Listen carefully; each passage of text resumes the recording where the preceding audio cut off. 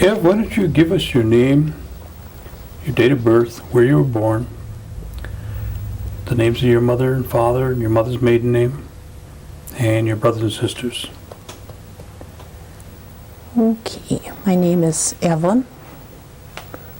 Do you want just my name now, or all of my married?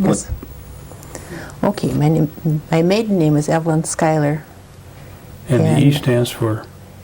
Eileen. Eileen. Yep. And then I was married to Myron Smith, so I was Evelyn Smith for a good share of my life. And then my second marriage, I am now Evelyn Elm. My birth date is March 14th, 1936. I am the daughter of James and Hattie Schuyler, and my mother was a Moore, M-O-O-R-E. I have 7 sisters and 2 brothers that I grew up with, but really I had 8 sisters and 3 brothers that were born to our family. My sisters are Pearl McLester, Eva Danforth, Mary Matoxen, Barbara Denny, Rita Webster, Harriet Ryder, and Cleo Cornelius. My 2 brothers that we grew up with were Lester Schuyler and Joseph Schuyler. And then I had a brother and a sister that died in infancy by the name of James Schuyler and Shirley Schuyler. Now, where were you born? I was born in Menasha, Wisconsin, and then my family moved back here to Oneida when I was an infant yet. Probably. Now, were you born at home, or were you born? I was born at home, yes, home? By the midwife with a lady by the name of Gunhit. Matoxen, I think was her last name. Gunhit, I know hear that. Johnson. Gunhit Johnson. Gunhit Johnson. Now, I hear Gunhit. What does that mean in Indian? I don't know, because I never knew anything but Gunhit, so.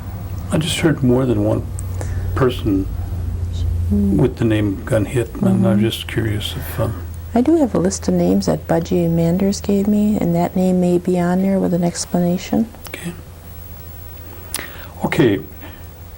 Now, you're born in? Menasha. Menasha. All right. So you don't have any remembrance of Menasha? None at all. Okay. When is your first remembrance? My first recollection of that I can remember back is when Dad and Mom moved into the house over on County Trunk H near Chicago Corners. The house was newly built. I think those were WPA homes, they called them. And of moving in there, standing up on the mop board of below the windowsill, hanging on, peeking over the edge, looking out into the yard, which was nothing more than stones and mud and water. That's my earliest recollection. Also of seeing old man Mr. McLester. I don't know whether he would be the first Mr. McLester, but it would have been Lee McLester Sr.'s dad, working on the basement cellar steps, building them, and being able to look down there and see this older man building these with the little wire rim glasses, and kind of thinking, who is this, kind of like a fear. But that's my earliest recollections of as a child. Now tell me the names of your grandparents, whatever you can remember. Okay, my grandfather's name was William Schuyler. I'm not sure what Grandma's name would have been. That would have been my dad's side of the family.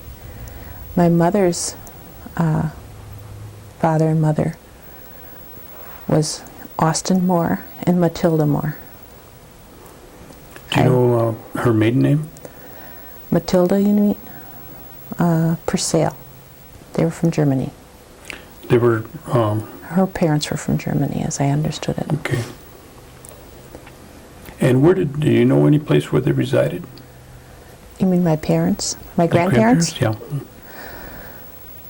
It's sounds to me, from best I can recall, hearing Mother talk and also reading a letter that I have in my possession, that early years they resided up around Chilton and then somehow navigated further here into the Oneida area and resided around the Oneida community. I don't know. All Dad's parents and my mother's mother were never alive when I was born at all. So the only one I really knew was my Grandpa Austin Moore. You knew him? I knew him. He lived with us. Tell me a little, whatever you can remember about him. Was he a big man, small man? He was a tall man. Was he tempered? What kind of temperament did he have? He was very stern. He was a tall man, very raw-boned. He was a very stern kind of grandpa. He liked to have a few beers. And because he always seemed like he was old from the time I can recall him. But he was also a person, I guess, because Mom and Dad both worked out of the home from my early years on, like about 3rd grade. He was our security person. We went home to him and he was always there at the house. So we felt very comfortable knowing Grandpa was there.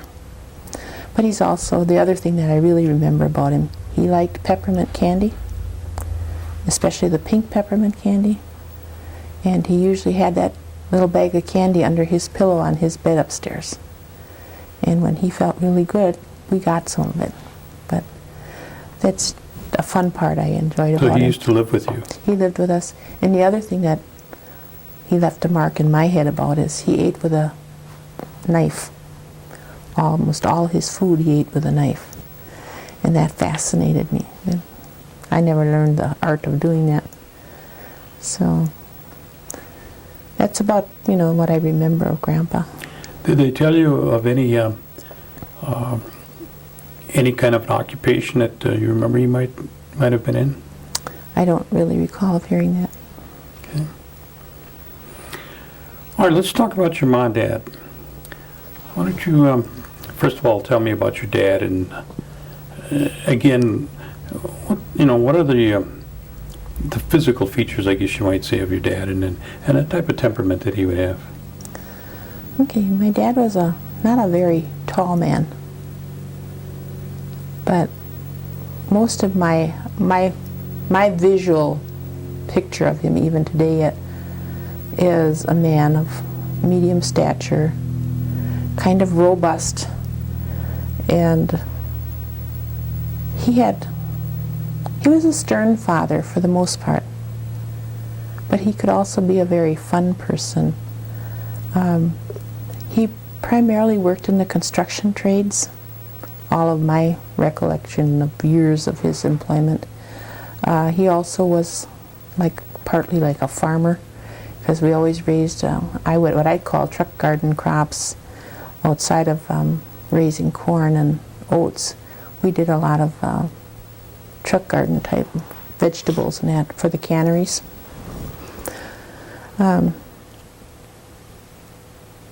Dad was a hard-working person. He had high expectations of us kids. And like I say, for the most part, he was rather a firm, stern person. He liked to go out on weekends and have his fun, but he didn't come home and be abusive to the family, even though he would come home under the influence. He was, he was okay that way. I always felt that he was a very proud man and proud of his family, and I think worked hard to impress us that we needed an education. I guess I really appreciated him much more as I grew in years, because he tried so hard to show us some good times, because it was hard times. Even though we were never told it was hard times, it was hard times. Because at least once a year he would try to take us to he always said to the orphanage, but the name of it was the Orpheum Theater in Green Bay. But once a year he always said, well, take the kids to the orphanage, meaning we could go to the theater and see a movie once a year. And the other highlight for him was to take us to the fair, the local county fair, over in De Pere. And he would really go out of his way to make that outing possible. And the other thing he did for us, and because we were field workers a lot and at the home and having to help with those things, was to take us to Moss's store to get an ice cream cone after a day's work in the field. So I guess there was something about that told me, you know, even though he wasn't a man to express himself in a lot of words of I love you or whatever, that told us how he loved us. He also supported my mother very much in making sure that we went to the church on Sunday and participated in that kind of a way. Which church was that? The Oneida Methodist Church. And, you know, he always made sure, no matter what we did, that on Sunday morning that was time for us to be in church, even though he didn't always go. And in my older years, I loved to sit and listen to him talk about where the homes used to be, where, you know, around Oneida, where the old roads used to be, talking about conditions of the old roads and various happenings that took place, talking about the dances down in Oneida and telling stories about the devil riding up the hill with him from Schuyler's Bar, as I knew it, up the hill to the top of the hill and things like that. So I, you know, in that kind of way, because I was interested, I think he liked to tell me about those things. So I hold a lot of those partial stories in my head. Do you recall the one he told about the devil riding up the hill with him? Mm-hmm. You want to share that with us? Okay, what he said is there was a dance going on down at what was then called Firm's Bar. And everybody had been dancing, and all of a sudden there was this stranger in their midst. And he was just having a gay old time dancing with all the women there. And the men were becoming quite upset about this because they didn't know who he was, and yet he was a very handsome man and dressed real well. And it was at some point that he walked into the bar room, and one of the men noticed that he didn't have shoes, that he had hooves. And with that, they got really upset, and they chased him out, and he jumped on a car and rode this car up the hill in Oneida, and they didn't see him no more.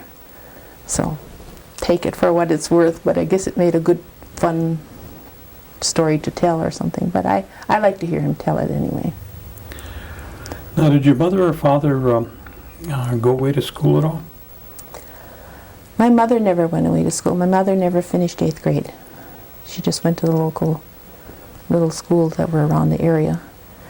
Dad was sent away to Toma, and I'm not sure exactly of the exact grade or age he was at when he became troubled with his eyes. And they tried to treat him for whatever the disease was that was bothering his eyes, but it was making him so he couldn't see. So I think if I recall his story right, he probably was around maybe 10 or 12, and they sent him home because they figured he was going to go blind. And he was brought back to Oneida and treated by the Medicine Society here in Oneida at that time. I think he said it was the Bear Clan people that did this. And whatever they did for him anyway, it cured him. And he had also at that time, he said, began to do some shaking of his body parts. He thought it probably was St. Vitus, they call St. Vitus dance or something, but that also took that away from him when they treated him. Do you know what the St. Vitus dance is? Or? I really don't know. The only thing I can think of today would probably be what? I can't even think of. It would have to be some kind of a disease of the neural system. I think that would cause it. Paralysis. Yeah. Mm-hmm. But he called it St. Vitus dance, whatever that meant. And he was cured of it, and he's never had a reoccurrence of it. In fact, he was a very healthy man till his latest years of life. And I think the only time that I heard Mother ever talk about him being ill was when he had an appendicitis attack, and he had to have that taken out one time. But otherwise, outside of common cold, he never really was a very sickly man. So. Okay, tell me a little something about your mother now. And she didn't finish school. No, Mom never finished school, and at Do you that know time. how big of a family she came from? Gee, I know. I have a picture of them, but I think there was probably about 8 or 10 children in that family, and it was 2 families from intermarriages, from 2 different marriages, because there was the Moores and there were the Brokers. They were stepbrothers and sisters to each other, so I think there probably was 8 or 10 of them altogether. Where did your mother's enrollment come in with the Brotherton Indians? That didn't come in until late in life, when they finally established those rules, and I don't think, probably, let's see, oh gosh, probably not more than maybe 30 years ago. She never talked about it or really No, was... she knew she was part Indian. Mom always knew she was part Brotherton, but at that time there was no established rule for Brothertons. And so she never, made a fuss about it or anything. She knew. And then I guess we all kind of just chuckled at it, because to see our mother, you wouldn't know that, because she was a very, she had the misty blue eyes, kind of, or grayish blue eyes, whatever you want to call it. And she was fair complected, and although she had black hair, which none of us have,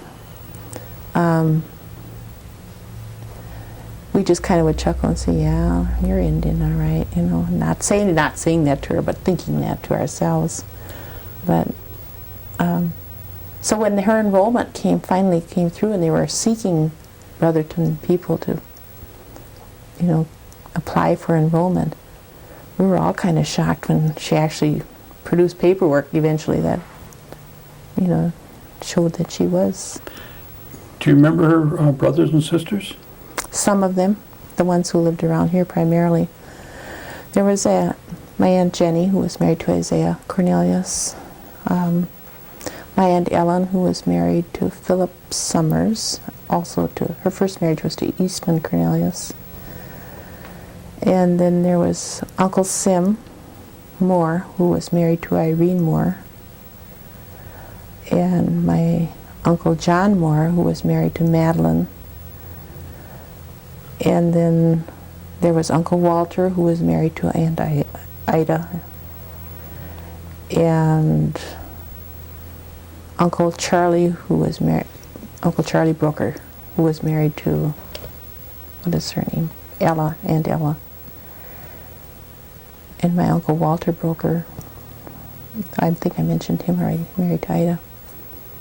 And then there was Aunt Annie and Aunt Minnie, who lived in Omaha, Nebraska. And those were the ones that I knew.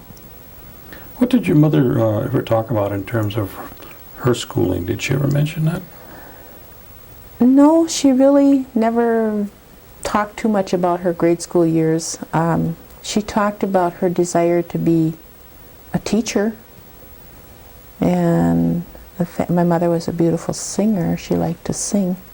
In fact, that's probably one of the most impressive things in my mind that I can recall of my mother. She was either singing or whistling, and most of her singing or whistling was church hymns. But she was a very industrious person. I don't think there was any job she ever was afraid to tackle. Anything from going to the woods, chopping down the trees, trimming them out, bringing them home, cutting them up, splitting them up, whatever, to taking the team out and hitching it up and plowing the fields and cultivating. And I mean, she could do any of that kind of thing, planting fields. She was a great gardener. She also was a person who tackled, the furniture. If it needed repair, she repaired it, recovered it, fixed it, made screens for her windows, made screen doors, and made doll beds, and made dolls, and made clothes, and was a great baker. She just was a very talented, in my mind, industrious woman, but also a very spiritual leader in our home. she did a lot for us as far as being the spiritual person who taught us a lot about the Bible and about Jesus Christ, what the expectations were for our behavior, to lead a good, clean, moral life with ethics, as well as stretching yourself for education. One of the things that I always remember about, and I think it's kind of comical because, and yet today I can see where it's really relevant, she told us how when she was a young girl and finally went out to work for somebody, that she had never been taught anything about using manners, saying please and thank you. So she learned these as a young adult. And so she was very strict about us making sure we learned these social graces so that life, she thought, would be easier for us. And she was a very helpful woman, very caring woman, concerned about the community, went to the aid of many poor people as Dad did. It wasn't unusual for them to know that somebody was in need of wood or coal in the winter or groceries, to pack some things up and tell us kids to take it over, to them to help them out. Did your mother, knowing that she was, an Indian, did she ever speak of the language or anything of that nature? No, The Brotherton? I don't think, as far as the Brotherton part, I don't think she had any recollection of Brotherton, whatever their background is, I don't think she had any of that. She really identified, I think, more with the Oneida people, because she did make the cornbread, she made the corn soup, she sent us hoyaning.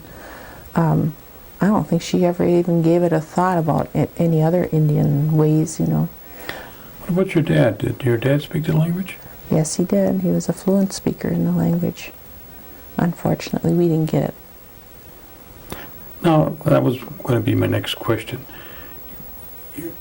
Did he say it to you, or did you ever come to any kind of conclusion as to why he did not pass that on to his children? The reason, when I pursued it with him, which was probably in my freshman, sophomore year of high school, I was trying to do a paper on Oneida people.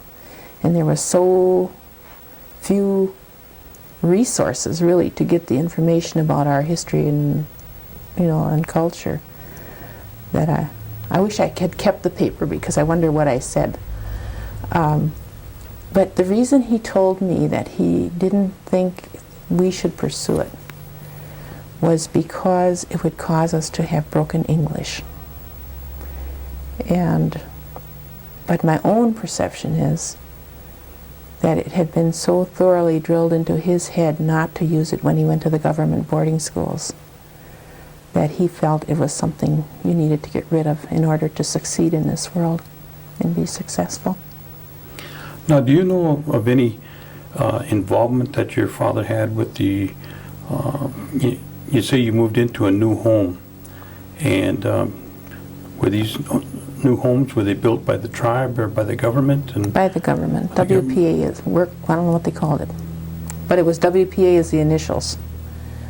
And was he the only one that had a home like that? no, there's most of the homes that were not of log or the real thin frame wood, whatever they call that were built in later years, were built during WPA times. And I think most of the homes around Chicago Corners were pretty much that home at that time. Did he ever talk about, the structure of the government at the time? Was he involved in some fashion? He talked about tribal government a lot. I mean, tribal government not as we know it today, but he talked about, politics of the tribe, such as it was at that time. And it was small. I mean, nothing compared to, pin drop compared to what we have today.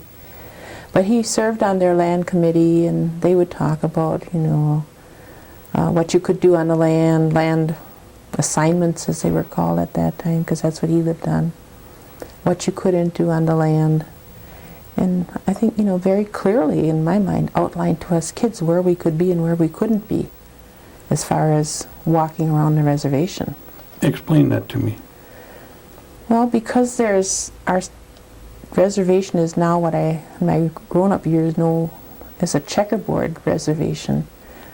Certain properties belong to white landowners, and we weren't welcomed to be on that land. So if we were going to go out in the woods picking flowers, or if we were going to hoyaning or going at Halloween for trick-or-treating, we were clearly informed where we could go and where we couldn't go. So we quickly learned that if we wanted to take a shortcut across the field, say I wanted to go to Grandma Gunhit's over on what is now known as Fish Creek Road, we knew that we could go through next door Ed Skenador's land, Hank Skenador's land, but then we better make sure we made us from the corner of Hank Skenador's land as quick as we could get through the Van Kallenberg property over to where Grandma Gunhit's property cornered it without being seen, without trespassing on their land. And so we learned how to, where we could go skating in the winter, which ice, because there was ice all over, because of the flooding of the land every year, whose place we could go to and who we couldn't. Just accepted that. Okay. I don't think I asked you if you can remember your father's brothers and sisters. Can you remember their names? Well, some of them. I remember my Uncle Anderson, and he didn't live in Oneida here, he lived in Menasha. And I always enjoyed him coming out because he had a very jolly personality. Built a lot like my dad, but he just was a very jolly person. Then I remembered my Uncle Bill, who went away to Flandreau as a very young man because he had lost an arm, and they had schooling out there evidently that could help him. And so he stayed at Flandreau and worked there for the rest of his life. But every summer he would come home and visit us, and he was a very tall man, much bigger built than my dad, but he also had a real sense of humor, and we used to like to have him come home because he always had these stories to tell about out west. And then my dad's sister, my Aunt Rose, lived not too far from where we lived, over what's known as a CC camp, just beyond there. And she had a daughter the same age as myself, so I spent a lot of time in her home. And she was a very kind woman, and great baker, and I could do things over there I couldn't get away with at home, so I liked to go over there. I don't recall my dad's sister Electa at all. And I think those were the primary people that I knew from my dad's family. Did your dad ever... Oh, Uncle Tommy. I couldn't forget him. He was a loud, boisterous, and very tall man. He was in a lot of sports. Lived in Green Bay, and so we were always fascinated when he came from the city of Green Bay out to the country and telling us all of his escapades, and I'm sure he enhanced everything to keep us, our attention when he was around. But he too had quite a sense of humor. You were mentioning you had been hired on to be a homeschool coordinator. Tell me what that means and kind of the overall description of the position and what impact you feel it had on the community. Well, back in the early years, like in about 67, 68, Oneida had formed its own education committee, and Irene Moore was very powerful in that area. And prior to that even, we had been doing our own little things to try to encourage our people to get an education, to have a good educational experience. And all of us know that it wasn't always easy to do that in the public school system. There was so little communication and understandings between the public school system and our little community of Oneida. There was ignorance, I guess is the word. They didn't try to find out, and we didn't do anything to let them know either. So because of our own Oneida Education Committee, and because of our grasp of the knowledge of what the Johnson O'Malley programs were, which was at that time, and it exists today, is an act of Congress monies for Native American people in the school systems, public school systems. Up to that date, they had been using the money in the public school systems, I guess, to add to their general fund. So there were no special programs in the public school systems for our kids to help them become more successful in the public school. So our Oneida education people, along with, I remember several people, Loretta Ellis being among them, Aunt Irene, and a lot of people joining together to take a look at what was happening with our student body out in the public school systems. One of the things we came up with was that we needed a liaison person working there to try to bridge the gap between the reservation children and the staff, primarily in the school system. So we went to the school systems and struggled our way through to convince them that we wanted somebody hired to work in their systems on behalf of our Native American population there, primarily, namely Oneida students living in Oneida around the reservation. The job of that person at that time was to do anything and everything to try to help the Native American student in the school system. That meant getting acquainted with the staff, trying to get educational materials into the school system, and working with the families to try to help them to understand, or to at least come into school and advocate if their students were having difficulties.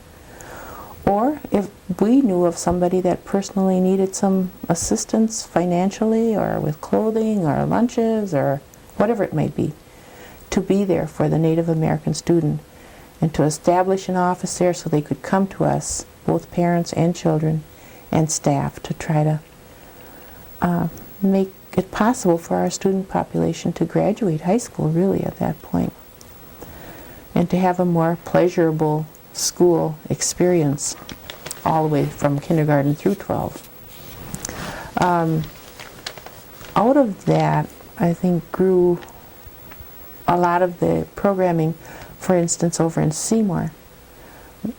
I'm not sure how the connections were made, but I know that Seymour was, in that particular district, there was a professor from out of New York State who came here to help write a curriculum about the Oneida people, so that the Seymour school district population would have some understanding of the Oneida history people, the history of the Oneida people, and their contributions to this whole community and, you know, in the surrounding area.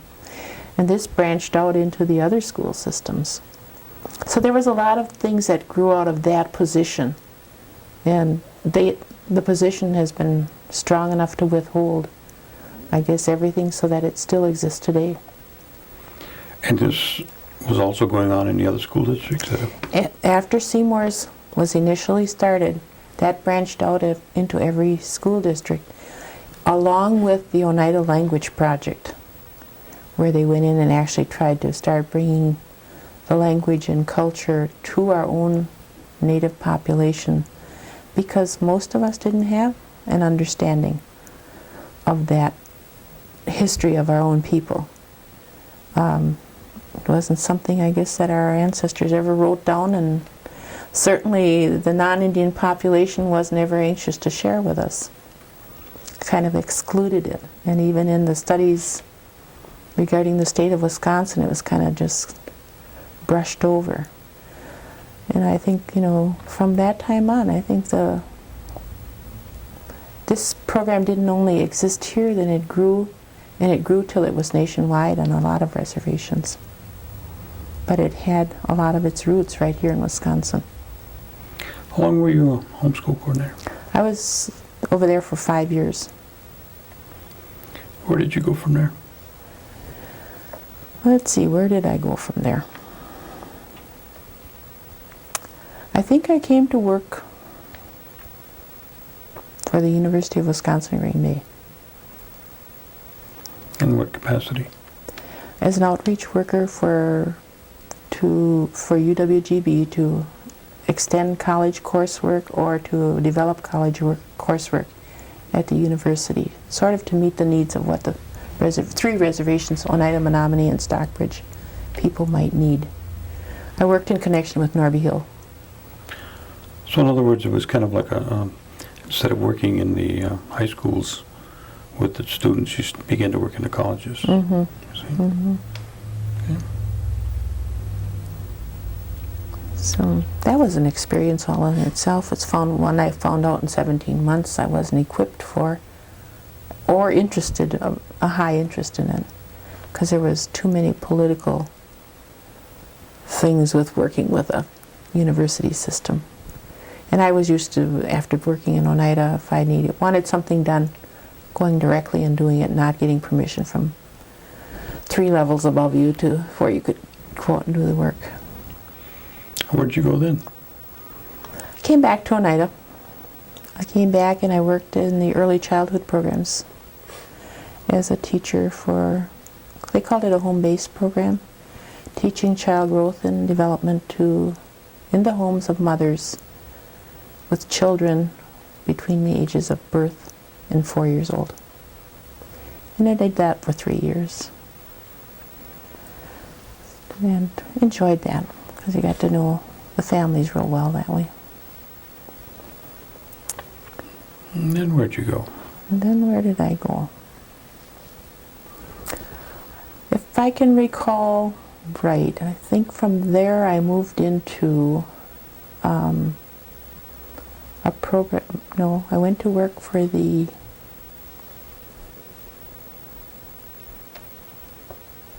health center. Yeah, I went to work for the health center. At that time, Myron, my husband, was experiencing a lot of health problems. And I went to work for the health center because the funding had ended for that particular project. And they didn't know if there was going to be refunding. Myron was becoming more problem with his legs. He was becoming more paralyzed in them. And the reports were that he was going to become unable to walk. So he had applied for disability, and I knew I had to work to help that out, because we still had 2 kids at home yet in high school. So then I worked for the health center as a receptionist. And I was there. It was during that time period when I worked there that he died. So that was my haven for a while, because that was the normal thing in my life at that point, when there was such a dramatic change after his death in my life. And I stayed there until there was an opening down in the housing for a person to work as a counselor with the tenants for the low-income housing program.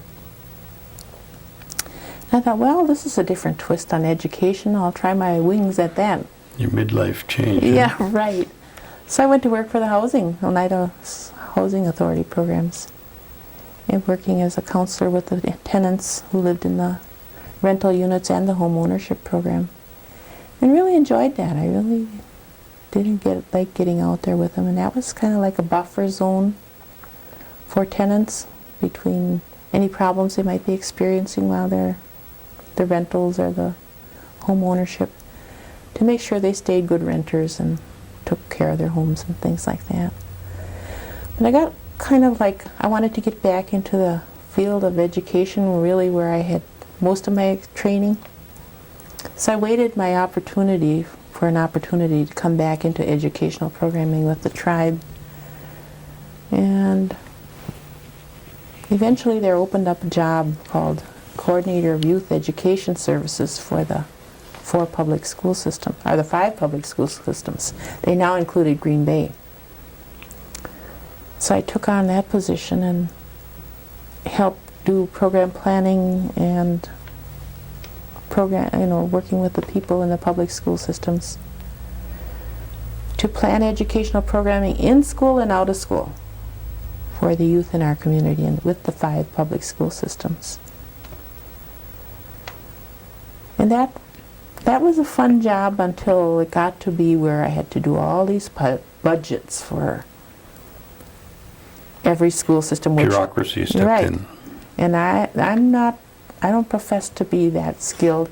And when they added my responsibility of having to do the budgets, it was a breaking point, because now I had to work with the accounting office and try to figure out what percentage of somebody's salary and fringes and all this stuff had to go where. I knew I was out of my field, or even where I wanted to learn, I guess, how to do that. So I thought, I got to do something about this, because it took my weekends, it took my evenings, and I had to have help come in, my daughters who do work in accounting, and help me to figure all this out. I thought, it's time for me to move on. At that time, the tribal school was starting to build. They had about 100, maybe 125 students downstairs from me. So I went down and I talked to the principal of the tribal school and said, if you ever think about putting in a homeschool coordinator, which we now had renamed in our program, student advocate, into your school system, let me know.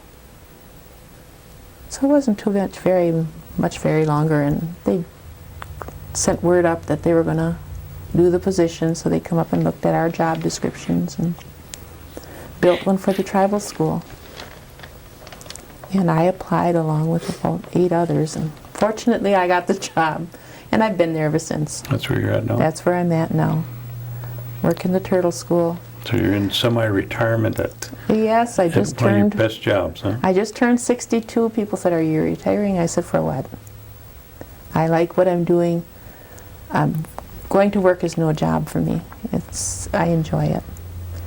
And been with the tribal school for 8 years. I guess for me it's a dream come true, because as a child, like I said, going from Chicago Corners, going through the public school system, watching our kids go through, and actually it was at one of my nephew's graduations that I went to in Flandreau, John Webster, my sister Rita's son. I went there to the graduation, and there were all Indian students lined up in cap and gown, led by a drum and a dancer, filing down their graduation thing. And I thought, how I would love to see this in my own community. And about 3 years ago I saw it, and it just swelled your heart, and you think, oh, I live to see this, right in our own community, to go to school and see all of our Native children together. And we have our growing pains because we're so young, but I just think, for me it's wonderful. Good. So my life has been blessed. Is there any areas that I didn't touch on it? No, probably the other heavier part of other equal part Well, to that you want to share with us, is my I mean. spiritual life. Yeah. Because I really feel, that we carry the name of Methodism for our church, but to me it's our united spirituality, because the Methodist Church has a lot of disciplines involved, like most mainline churches do, but I find within our church, it's our people's church, and it's been like a second home, I think, to a lot of the generations. We come there, we develop our own programming, we do things our way. We follow, a little bit of the ritual as they've prescribed it. But I guess, that denomination or that spiritual gathering there has assisted me to grow as a person. It helped me. In fact, I was just talking to the theater teacher up at the high school today. Being able to teach in their Sunday school from the age of 12 to 21, participating in the plays that they used to put on from the church, singing in their choirs, going out and singing before groups and other congregations, and then in the 70s, going out and speaking to other churches, both not only on a local level and a regional level, but at national levels, at the Native American women's conferences from the church, or the what they call the YMCA of the going out to the YMCA of the Rockies, where they had Native American spiritual gatherings for people from all denominations. The church helping me to go out to Tempe, Arizona, and attend Cook Christian Training School, which is spiritual training for spiritual leaders in Native American congregations. I think has all built into my life, been great contributions. But I guess what I see out of it is the really spiritual being of our Native American people. And I think we just have something unique. Mm-hmm. And I see it in our people, and I think they don't even know it sometimes to appreciate it. Yeah. And you can't appreciate it till you compare it to somebody else. Right. That's not to say they don't have theirs. But I see it in our people, and it makes me real proud. And I would just like for them to say, hey, look at yourself. Look what you've got, and you've never known it. And so for that little church over there, I'm glad I was there. And I've also, had opportunity to be with Longhouse. Attended many of their ceremonies, and I can appreciate, their perspective also. But I've been able to cross over the two, and they each lend something to my life.